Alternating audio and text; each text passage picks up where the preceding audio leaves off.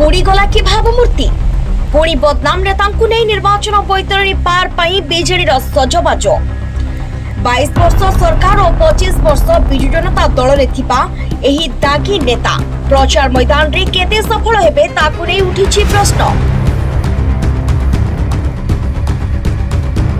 निकट रे मंत्रिमंडल तड़ा खाइथिबा एही बदनाम नेता पद्मपुर रे पार हेबे कि थरी नजर पकांतु एही नेता मानक इतिहास को।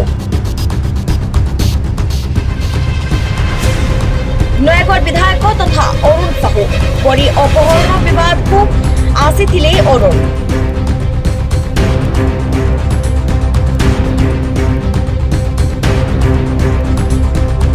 को विरोध में सीधा सीधा अभियोग आनी परीर बापा मां परी अपहरण हत्या विवाद को आसीथिले अरुण हेले पुलिस रो एक्शन सुन। महंगा विधायक प्रताप जेना आवास केलेंकारी रे छंटी होइतिबा प्रताप जेना कुलमणिपुरर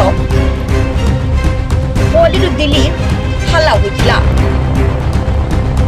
कोहाला हेले तांकु ए जाय तदंत परिसरभुक्त किंतु करागला नाही।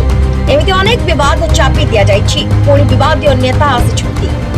एटी प्रश्न उठुछि पद्मपुर रे विवादीय नेता भोट हासिल करिबे कि